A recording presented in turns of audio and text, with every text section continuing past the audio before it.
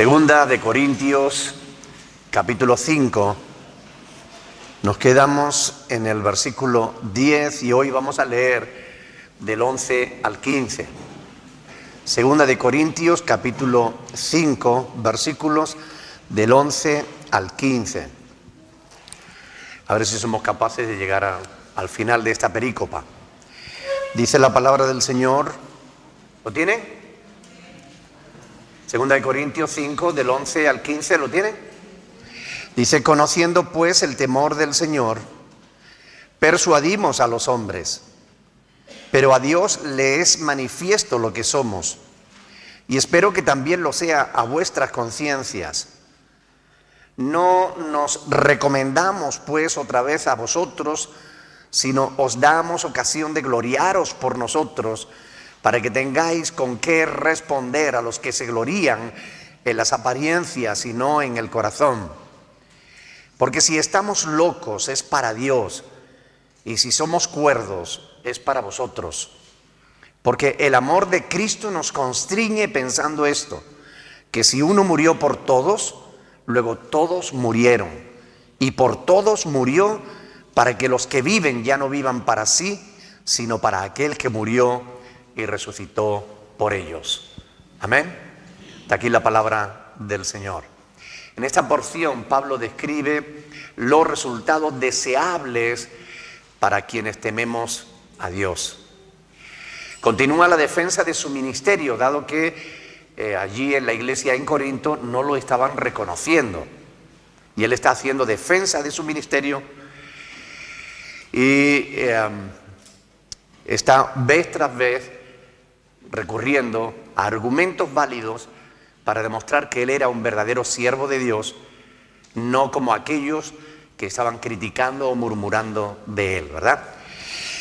Bien, vamos a meternos manos a la obra con esta porción que acabamos de leer y cogemos la primera frase: conociendo pues el temor del Señor. ¿A qué temor se refiere el apóstol Pablo aquí? ¿Se refiere al temor reverente que todo cristiano le debe a Dios, o se refiere al temor por el tribunal de Cristo?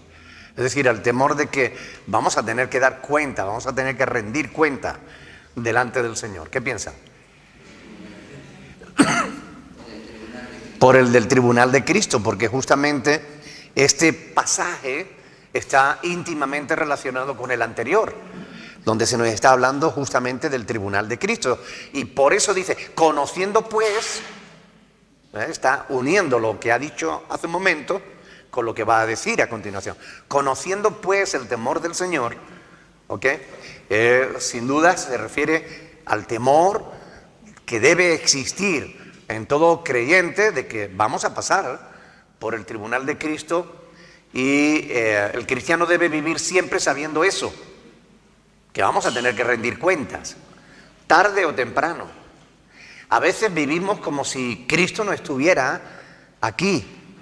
A veces vivimos como si no tuviéramos que rendir cuentas, ¿verdad? A veces nos olvidamos de eso. Pero un día vamos a estar delante de la presencia del Señor y eso va a ser una realidad. Vamos a tener que rendir cuenta de nuestros actos. Y eso debe ser... debe poner un temor santo, reverente en nosotros, que nos lleve a vivir de otra manera. Porque ¿qué repercusión tendrá ese temor en nuestra vida? ¿Viviremos igual quienes tenemos temor del tribunal de Cristo que quienes no lo tienen? ¿Viviremos igual? No, evidentemente no. Quien no tiene temor de Dios, o quien no tiene temor de tener que rendir cuentas, pues vive inconscientemente, vive irresponsablemente, pero cuando sabemos que tenemos que pasar por ahí, ahí ya nos cuidamos más. ¿Qué efecto produce eso en nosotros? Yo creo que ese temor santo nos lleva a un mayor grado de santidad, de prudencia a la hora de tomar decisiones, de sabiduría a la hora de dar pasos en nuestra vida, ¿no? Porque verdad que desde que sabemos que vamos a rendir cuenta, tenemos más cuidado con lo que hacemos, ¿sí o no? Si no lo hiciéramos, seríamos necios, porque realmente tarde o temprano vamos a tener que dar cuenta delante de Dios. Por eso es muy importante andar en el temor de Dios, ¿verdad? Por eso dice, conociendo pues el temor de Dios, persuadimos a los hombres. ¿De qué les tenemos que persuadir?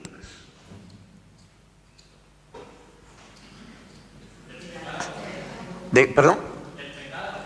De pecado. Bueno, a veces el apóstol Pablo lo que quiere decir es que a veces convencemos a los hombres de que somos buena gente. A veces podemos engañar a la gente, pero ¿podremos engañar a Dios? Si tenemos que persuadir a alguien es de esto mismo, de que tarde o temprano vamos a tener que rendir cuenta delante de Dios. Pero realmente la Biblia está llena de pasajes que nos exhortan a advertir a los demás de los peligros que acechan la vida. No es lo mismo vivir y morir sin Dios que vivir y morir con Dios. Hay una enorme diferencia. No sé con quién o cuándo, creo que fue el martes en Morrojable, ¿verdad? Que yo comentaba esto, ¿no? Que por mi condición de pastor he tenido que estar al pie del lecho de muerte de varias personas, y hay una enorme diferencia cuando una persona sin fe se enfrenta a la muerte a cuando lo hace una persona que tiene fe. Hay una enorme diferencia.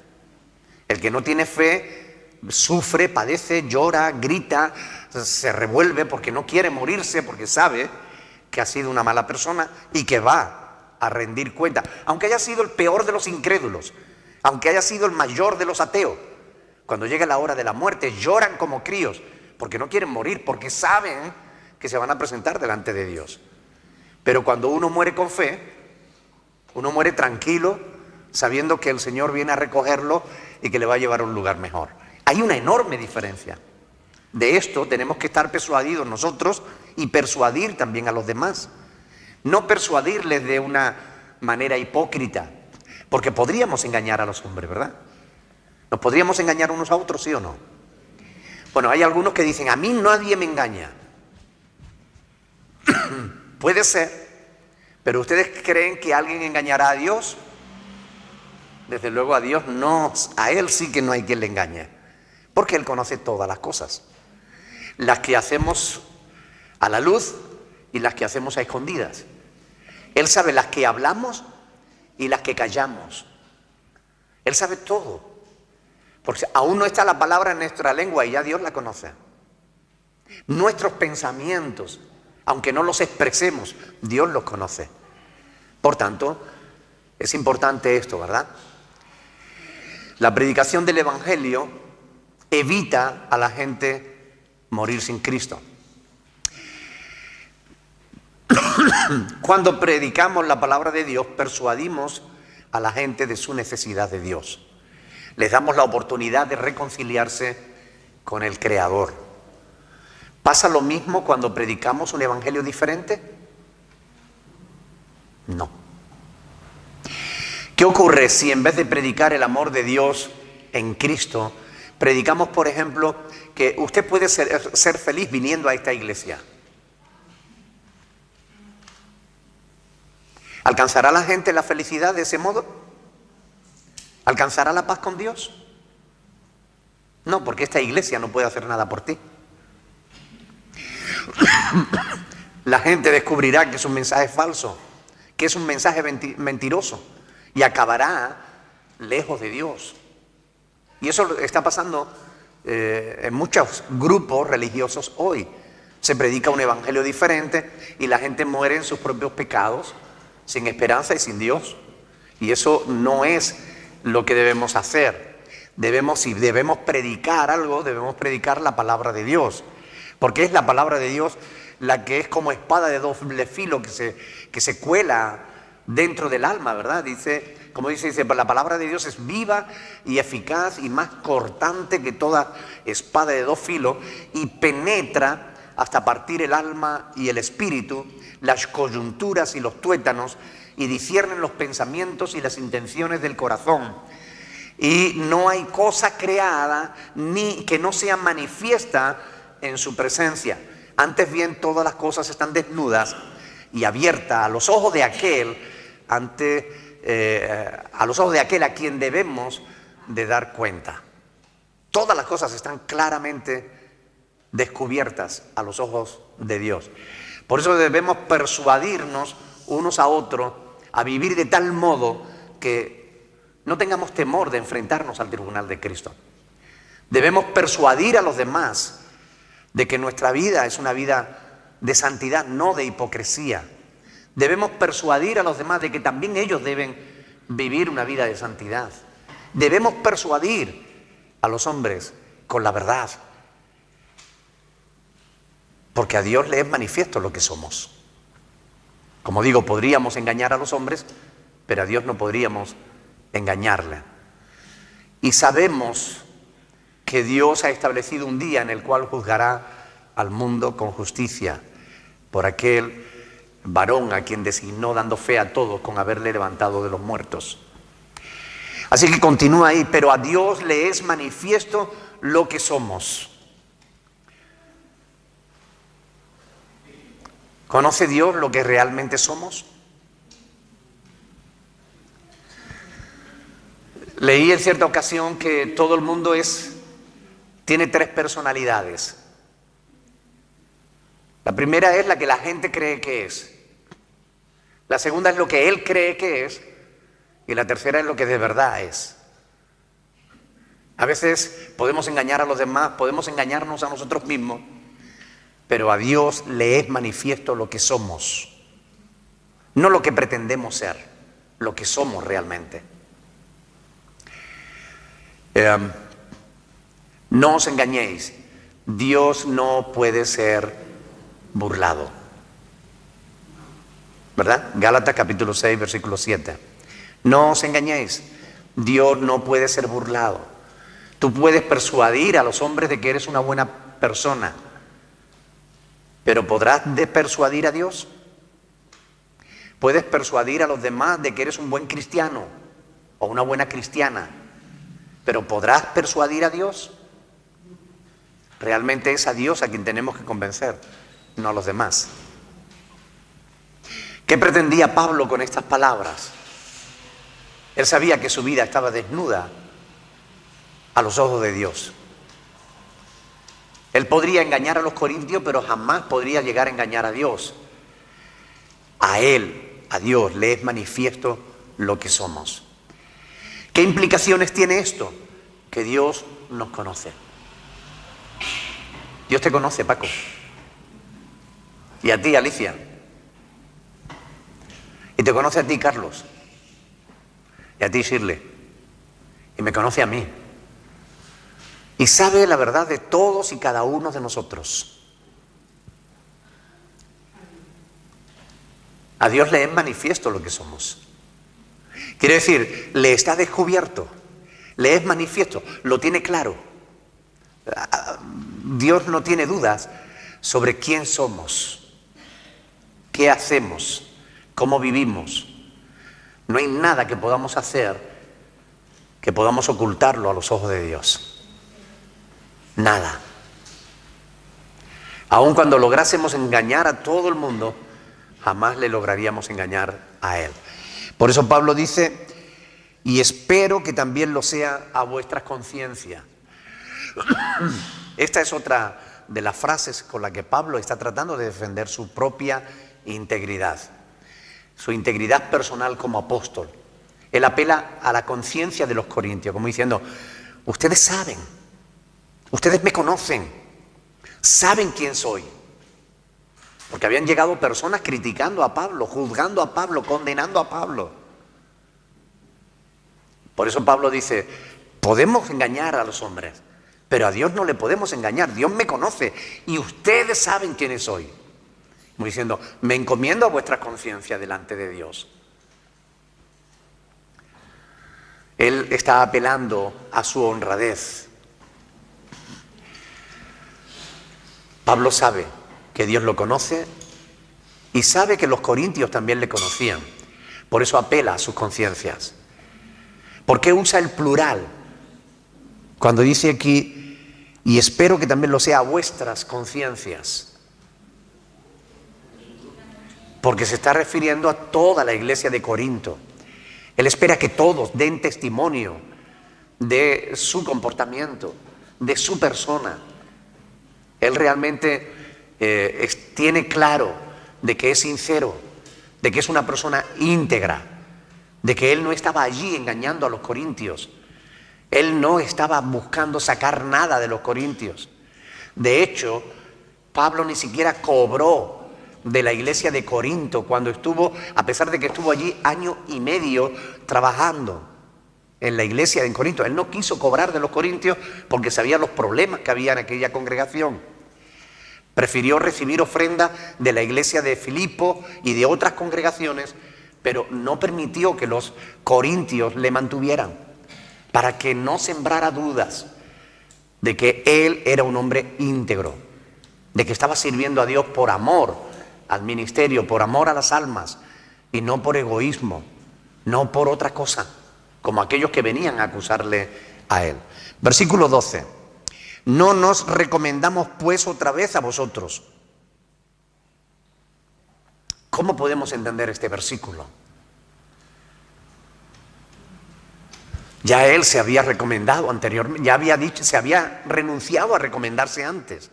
¿Recuerdan en el capítulo 3, versículo del 1 al 3, en esta misma epístola, capítulo 3, del 1 al 3, dice, comenzamos otra vez a recomendarnos a nosotros mismos? ¿O tenemos necesidad, como algunos, de carta de recomendación para vosotros o de recomendación de vosotros?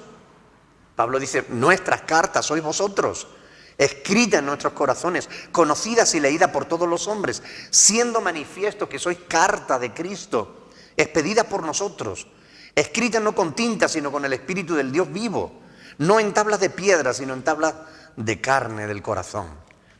Por tanto, Pablo se había negado a recomendarse a sí mismo, así que no tenía sentido volver otra vez a presentar recomendaciones. Él renuncia a eso. No necesitaba carta de recomendación. No quiere argumentar en su favor. Pero les quiere dar la oportunidad a los corintios de que ellos mismos le defiendan. Por eso dice ahí en el versículo 12, no nos recomendamos pues otra vez a vosotros, sino os damos ocasión de gloriaros por nosotros, para que tengáis con qué responder a los que se glorían en las apariencias y no en el corazón. Les daba la oportunidad de que fueran capaces de discernir por sí mismos entre él y aquellos que les estaban menospreciando. Que ellos mismos, los corintios, pudieran gloriarse respecto de Pablo y de sus colaboradores. ¿Buscaba Pablo su propia gloria? No. Pablo no buscaba su propia gloria. No buscaba la gloria de los corintios, sino que buscaba que los corintios estuvieran firmes ante quienes le estaban acusando sin motivo. Que sean ellos, los corintios, quienes se gloríen de un siervo de Dios que era fiel al Señor y a su ministerio.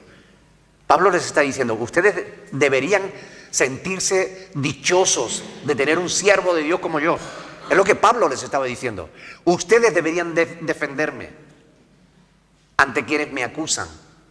Y eso es lo que espera todo verdadero siervo de Dios, ¿no? Que cuando alguien hable mal de él, aquellos que les conocen, le defiendan. No que se pongan a murmurar del siervo de Dios, ¿no? ¿Cuántas congregaciones se han dividido por esta causa, ¿no? Porque alguien levanta un chisme y de momento eso se extiende como la pólvora y aquel que ha sido un hombre fiel, un hombre firme, un hombre que ha estado sirviendo a Dios y a sus hermanos durante años, de pronto lo están pisoteando y haciendo leña del árbol caído. No porque hubiera caído, sino porque lo han tirado. Lo han cortado, lo han pisoteado. Estas cosas no debieran ocurrir en la iglesia de Dios. ¿Recuerdan el caso de Moisés? Cómo sus propios hermanos Aarón, María, comenzaron a criticar y a murmurar de Moisés. ¿Conocen el caso? En Números 14, ¿verdad? Números 12. ¿Tenían motivo para criticarlo? ¿Sí o no? ¿Tenían motivo para criticar a Moisés? Vamos a ir a Números capítulo 12.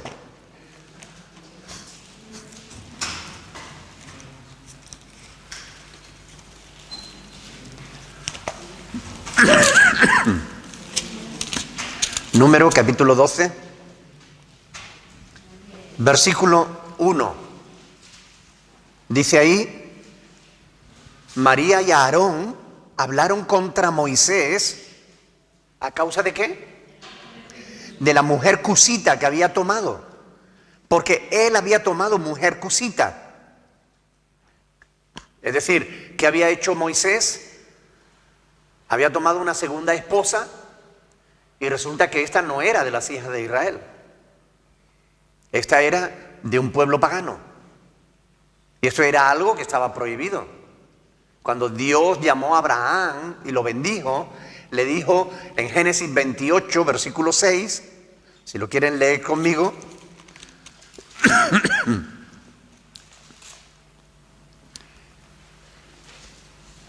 28, versículo 6, vio Esaú como Isaac había bendecido a Jacob y le había enviado a Padán Aram para tomar para sí mujer de allí, y que cuando le bendijo le había mandado diciendo, no tomarás mujer de las hijas de Canaán. Es decir, lo mandó en busca de una prima suya para que no tomara mujer que no fuera de Israel, de la descendencia de Abraham. Moisés había hecho algo malo. Moisés había cometido un error, había metido la pata, había cometido un pecado. Pero es curioso que cuando leemos Números capítulo 12, Dios no castiga a Moisés. ¿A quién castigó? A María y a Aarón, por cuanto ellos murmuraron contra su hermano. Pero ¿saben por qué? Es interesante. Vamos a leer el versículo 2 de Número 12. Dijeron, ¿solamente por Moisés ha hablado Jehová? ¿No ha hablado también por nosotros? ¿Y qué dice que pasó? Dios oye todo lo que tú dices, aún en secreto. Aún cuando tú estás hablando con tu hermana o con tu hermano, Dios está escuchando tu conversación. Ellos no solamente estaban criticando a Moisés porque había tomado una mujer extranjera, sino que ellos estaban pretendiendo el puesto de Moisés. Querían quitar a Moisés para ponerse ellos. ¿Acaso solo a través de Moisés habla Dios? ¿No habla Dios también a través nuestra? ¿No somos profetas de Dios nosotros? Y si leemos todo el capítulo 12, que es cortito, ustedes verán cómo Dios reprendió y castigó a Aarón y a María, de tal manera que María quedó incluso leprosa y fue echada del campamento hasta que fue sanada, porque Dios castigó esa rebeldía. ¿Significa eso que no podemos corregir a un siervo de Dios que actúa mal?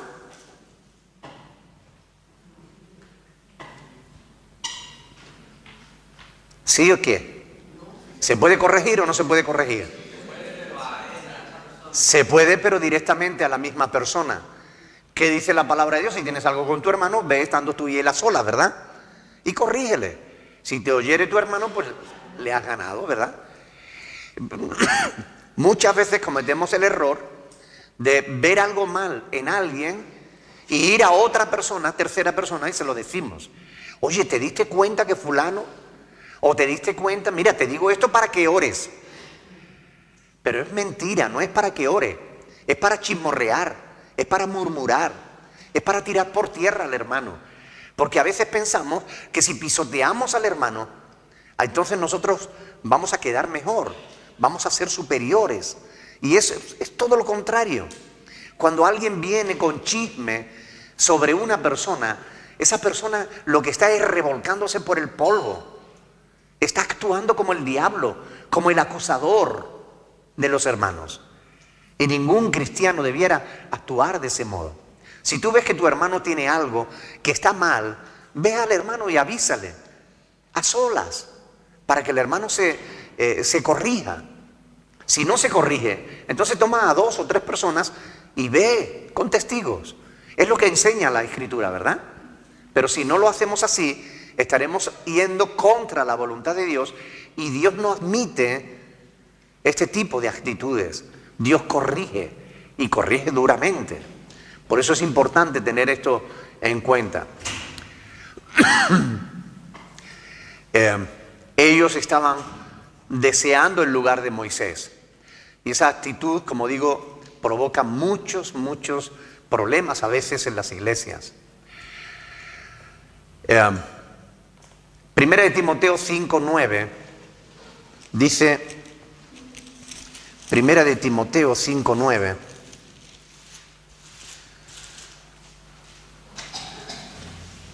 Primera de Timoteo 5:9, yo creo que me equivoqué.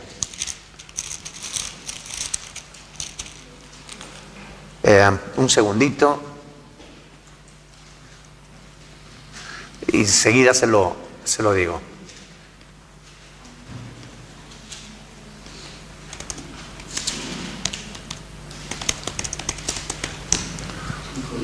Primera de Timoteo 5:19. Eso es. 5:19. Dice, contra un anciano, ¿qué dice ahí?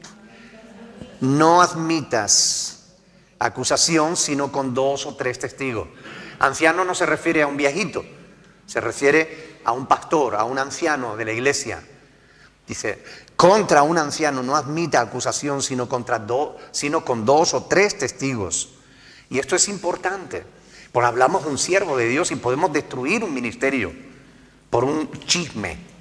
Y esto es importante tenerlo en cuenta. Por otro lado, sea un siervo de Dios o sea un simple hermano, si ves que tu hermano peca, dice Gálatas capítulo 6, versículo del 1 en adelante, Gálatas capítulo 6 dice, hermanos, si alguno fuere sorprendido en alguna falta, vosotros que sois espirituales, restauradle con espíritu de mansedumbre, considerándote a ti mismo, no sea que tú también seas tentado. Sobrellevar los unos las cargas de los otros y cumplid así la ley de Cristo. Porque el que se cree ser algo no siendo nada, a sí mismo se engaña. Así que cada uno someta a prueba su propia obra y entonces tendrá motivo de gloriarse solo respecto de sí mismo y no en otros, porque cada uno llevará su propia carga. Es lo que dice la palabra de Dios. Si tenemos que corregir a alguien, hagámoslo con un espíritu de mansedumbre, considerándonos a nosotros mismos, no sea que nosotros también caigamos. Y es lo que la palabra de Dios nos enseña. Tenemos que corregir al que hace mal, pero hay que hacerlo en amor, hay que hacerlo con mansedumbre, no para pisotearlo, sino para tenderle la mano y levantarlo. Amén. Y especialmente si vemos que es un siervo de Dios que comete algún error, porque los pastores también cometemos errores. Somos seres humanos. A veces nos equivocamos, a veces metemos la pata, a veces corregimos a alguien y no era la persona a la que había que haber corregido. O a veces decimos algo y herimos a alguien, aún sin pretenderlo, pero le herimos. Metemos la pata. Si alguna vez metemos la pata, corríjannos, pero háganlo con respeto también, con mansedumbre y reverencia, como dice la palabra de Dios, que tenemos que hacer los unos con los otros. Amén. Para que no tengamos que ser castigados como lo fueron Aarón y María, sino para que realmente podamos seguir adelante creciendo y madurando en nuestra fe en el Señor. Por tanto, volviendo al versículo 12, dice, para que tengáis con qué responder a los que se glorían en las apariencias y no en el corazón. Es decir, Pablo está diciendo que ellos, los corintios, tenían motivos para responderle a aquellos que le estaban acusando. Motivos. Ellos conocían al apóstol Pablo. Y ellos deberían haber salido en defensa del apóstol y no lo hicieron. Y sin embargo él les estaba dando la oportunidad. Él no quería defenderse para que los corintios le defendieran. Que tuvieran munición verbal para poder enfrentar a los falsos apóstoles. Los que se oponían a Pablo, ellos valoraban mucho las cartas de recomendación y culpaban a Pablo de que no tenía carta de recomendación. Ellos valoraban mucho la elocuencia y decían que Pablo era torpe en palabra.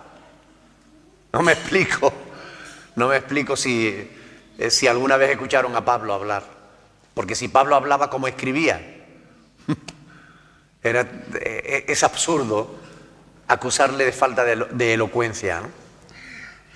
Ellos valoraban mucho la herencia, el linaje judío.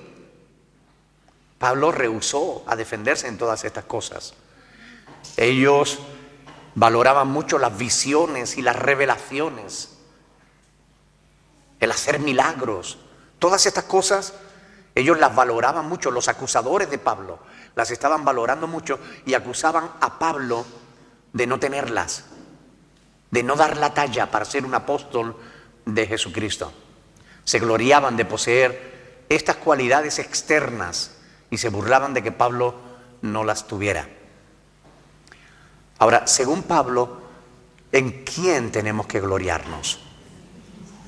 Primera de Corintios 1:31. Primera de Corintios 1:31. El que se gloría, gloríese en el Señor. Si de algo tenemos que gloriarnos, es de tener a Cristo en nuestras vidas. Es lo único bueno que hay en el ser humano. Si hay algo bueno en nuestra vida, es el Señor. Si en algo nos tendríamos que gloriar, es en eso, en nada más. ¿Qué hay en nosotros que merezca gloria? Nada. Si bien, como está escrito, ¿no?, todos nosotros somos como suciedad y todas nuestras justicias como trapos de inmundicia. Versículo 13.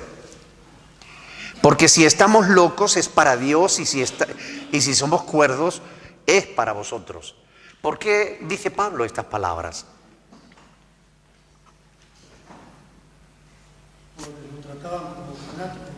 Lo estaban tratando de loco. Lo estaban acusando de que no estaba bien de la cabeza. A la luz de este pasaje es lógico pensarlo, ¿verdad? Y eso suele suceder siempre que decimos o hacemos algo que se sale de lo normal. Ahora, desgraciadamente, no siempre lo que la sociedad considera que es normal, lo es. Al menos no a los ojos de Dios. Pueden poner algún ejemplo. Algo que la sociedad considere que es normal, pero que a los ojos de Dios no lo es. La homosexualidad, por ejemplo, ¿no? Hoy en día se considera algo normal. Vamos, casi parece que ser heterosexual sea un pecado. Oiga, no. No es normal. La homosexualidad es una perversión de la sexualidad humana. ¿Qué otra cosa? El aborto. El aborto es un terrible asesinato. Sin embargo, hoy en día se considera algo normal. Yo tengo derecho a hacer lo que quiera con mi cuerpo. Sí, señora, pero no con el cuerpo de su bebé. Porque el cuerpo de su bebé es una persona diferente a ti. Y no tienes derecho a matarlo, ni a asesinarlo. Pero se considera normal. Y no todo lo que la sociedad considera normal lo es.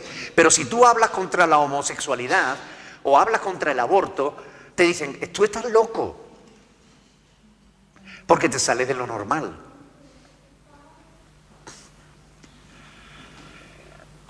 ¿Quién determina lo que es normal? Antes era Dios. Después, por medio de su palabra, ¿no? Después fueron los estudiosos. Los que decían lo que era normal y lo que no era normal. Y ahora es la propia sociedad, en su depravación, quien decide lo que es normal y lo que no lo es. La sociedad presiona a los gobiernos para que legislen en base a lo que la sociedad entiende que es normal. Esto antes no ocurría así. Antes eran los gobiernos los que tenían el deber de enseñar a los pueblos. Y enseñaban en base a un fundamento ético, moral, espiritual. Generalmente era la palabra de Dios, lo que ha servido como base y fundamento para la legislación de casi todos los países en Occidente. El decálogo bíblico, los 10 mandamientos, han servido de base para la mayoría de las legislaciones que existen en el mundo. Sin embargo, hoy en día, hablar de los 10 mandamientos se considera una locura. Se está produciendo una verdadera reeducación de las conciencias para que todo lo que antes se consideraba malo, ahora se considere bueno. Y para que todo lo que antes se consideraba bueno, ahora se considere malo. ¿A qué es debido eso? ¿A qué piensan que es debido?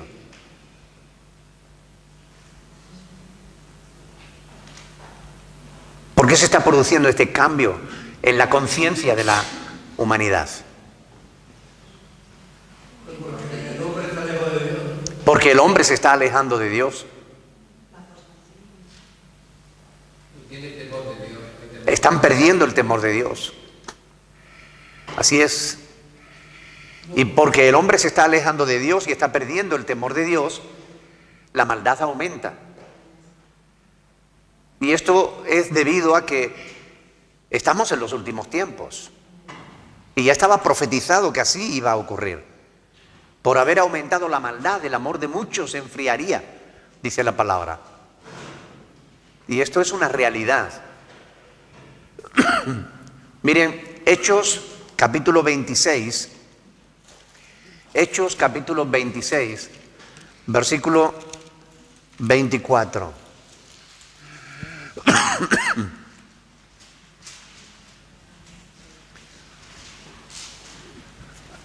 Aquí tenemos al apóstol Pablo hablando delante del rey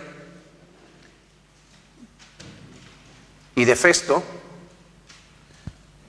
y dice, diciendo él estas cosas en su defensa, Festo a gran voz dijo, estás loco, Pablo, las muchas letras te vuelven loco.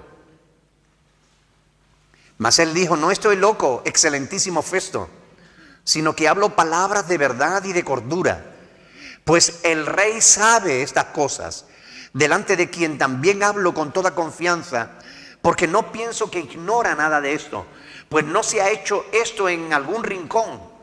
¿Crees, rey Agripa, a los profetas? Yo sé que crees. Entonces Agripa dijo a Pablo, por poco me persuades a ser cristiano.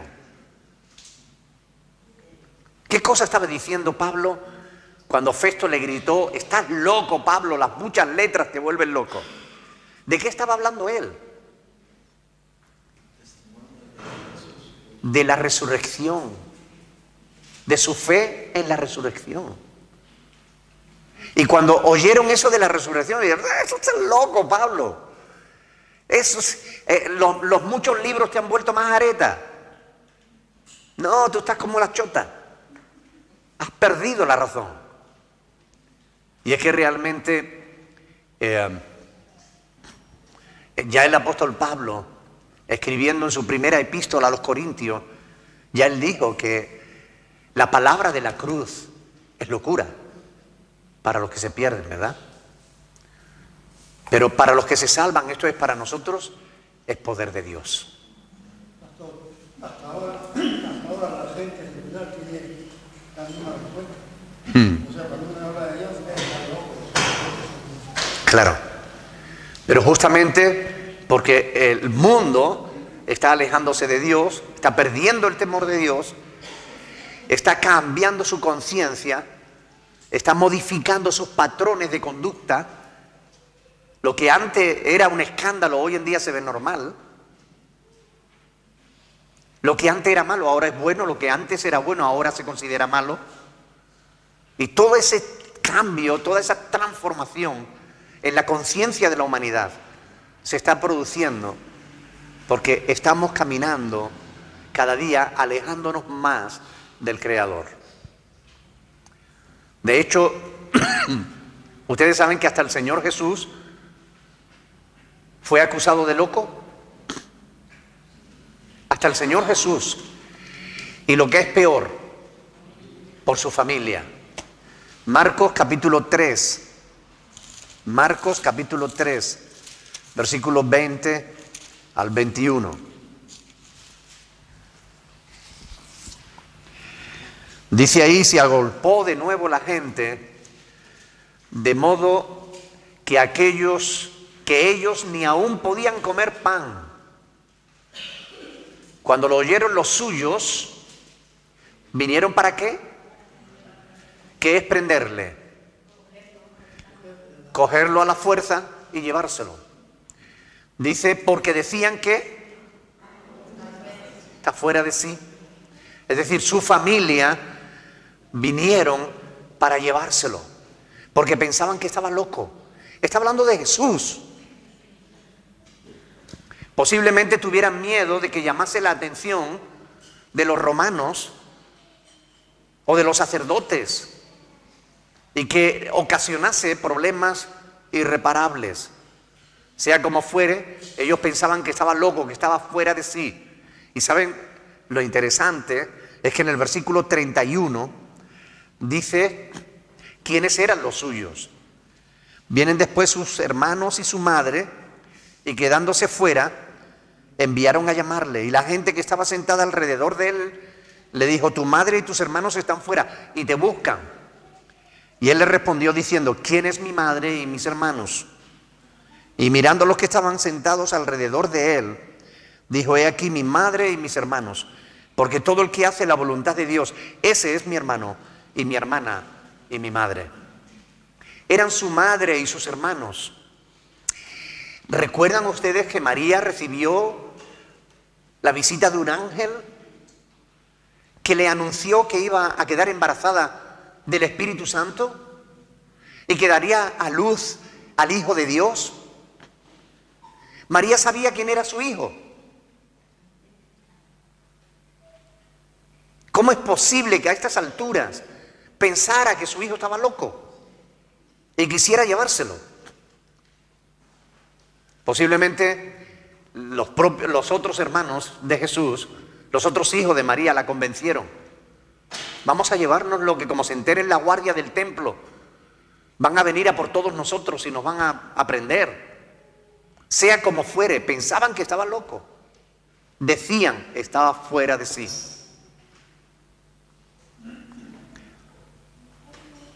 Cualquiera que quiera seguir los pasos de Jesús va a ser catalogado de loco. Ustedes están locos. Todos los que están aquí estáis locos. Si queréis seguir a Cristo, estáis locos. Pero bendita locura. Yo prefiero ir al cielo con el título de loco a ir al infierno con el título de cuerdo. Yo prefiero que me llamen loco y estar en sintonía con Dios que el tener el aprecio de la gente y estar lejos de Dios.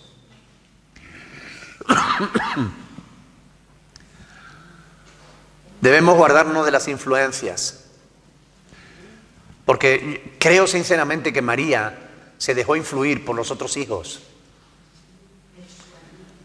Y a veces con buena intención. Puede que alguien te influya para alejarte de Dios. Y tienes que tener cuidado y tienes que ser sabio. Tienes que ser sabia. Porque no todo lo que es razonable es bueno a los ojos de Dios.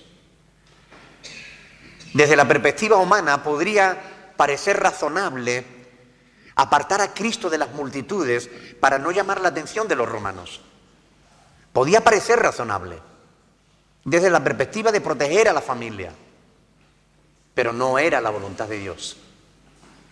Y lo importante no es qué es razonable, qué es lo que Dios quiere. Eso es lo verdaderamente importante. Así que debemos guardarnos de influencia, porque pueden llevarnos a cambiar de opinión en cosas realmente importantes. ¿Alguna vez te pasó? ¿Alguien te hizo cambiar de opinión sobre algún asunto para bien o para mal? A veces nos dejamos influenciar. Quiero leerles un pasaje en Filipenses capítulo 2. Filipenses capítulo 2.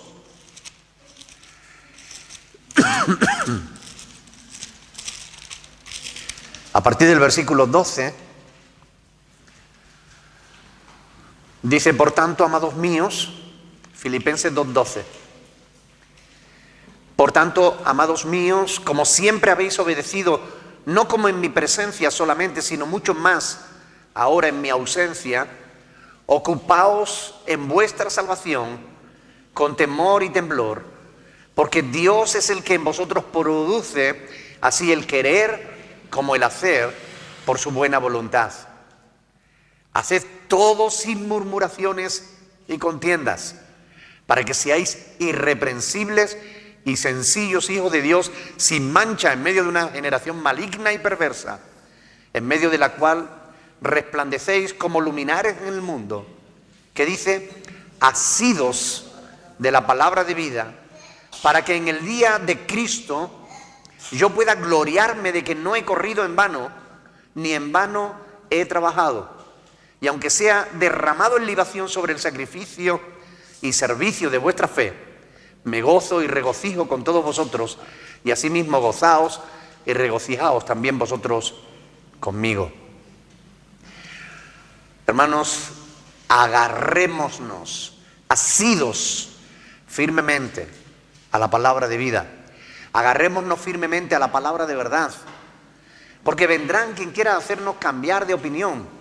Vendrán quienes querrán convencernos de que estamos locos, de que es mejor seguir la corriente de este mundo, conforme al príncipe de la potestad del aire, el espíritu que ahora opera en los hijos de desobediencia, y no es verdad. Querrán convencernos que cambiemos de opinión, que nos dejemos llevar, que hagamos lo que hace la mayoría. No te dejes mover fácilmente de tu modo de pensar. Todo el que quiera hacer la voluntad de Dios, tarde o temprano, va a ser catalogado de loco. Porque es una locura ser cristianos hoy. Pero es una bendita locura que salva. ¿Y de qué te sirve ir al infierno con el respaldo de todo el mundo? Mejor ir al cielo con la etiqueta del loco y con el respaldo de nadie. Vamos a dejarlo ahí, porque hay mucho que ver sobre esto. Porque Jesús no solo fue acusado de loco, fue acusado de cosas aún peores. Es importante que nosotros nos preparemos, porque si a Él, el Señor, si al Hijo de Dios lo persiguieron, a nosotros también nos perseguirán. Como persiguieron a Pablo y como persiguieron a todos los discípulos del Señor. Nosotros tenemos que armarnos de ese pensamiento, que así como ellos padecieron y otros hermanos nuestros están padeciendo por causa de la fe, nosotros también vamos a padecer por causa de la fe. Pero debemos armarnos del pensamiento de que hemos de asirnos firmemente a la palabra de verdad para no dejarnos mover fácilmente de nuestro modo de pensar. Permanecer firme, aunque nos llamen locos, da igual, pero somos locos para Dios. Amén. Para Dios. Gloria a Dios. ¿Alguna pregunta, hermanos?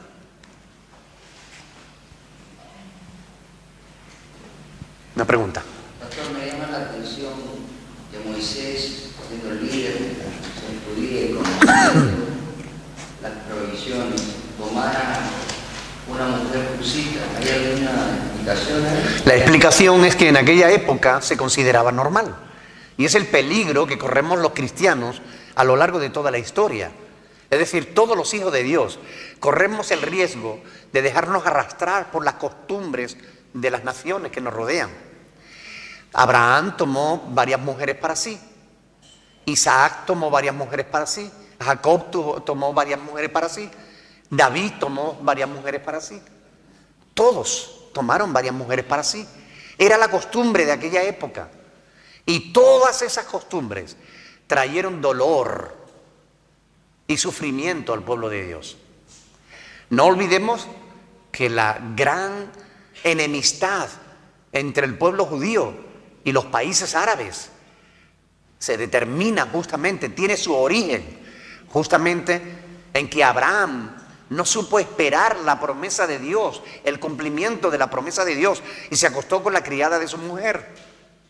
Era una costumbre de aquella época, pero esa costumbre dio origen a los países árabes. Y hoy en día ellos están enemistados de por vida con el pueblo judío y quieren conquistar el mundo. El mundo que Dios le dio al pueblo judío, ellos lo quieren para sí. Dios se lo dio al pueblo judío como una bendición, ellos lo quieren conquistar con la espada. Y esto tiene su origen en la desobediencia. Por eso es tan importante que nosotros, en medio de la sociedad en la que vivamos, aunque vemos que todos los demás se dejan influenciar por el mundo y hacen cosas que hacen el mundo y que el mundo considera normales, que sea normal para ellos, no quiere decir que lo sea para Dios. Y nosotros tenemos que andar siempre comprobando lo que es agradable al Señor. Así está escrito en la palabra, comprobando lo que es agradable a Dios. Si Abraham hubiera preguntado a Dios, si Moisés le hubiera preguntado a Dios, no lo hubieran hecho. Por tanto, antes de dejarte arrastrar, antes de tomar decisiones, porque todo el mundo la toma, pregúntale a Dios si es agradable al Señor. Amén. ¿Más preguntas? Bueno, pues lo dejamos aquí entonces. Damos gracias al Señor por este tiempo.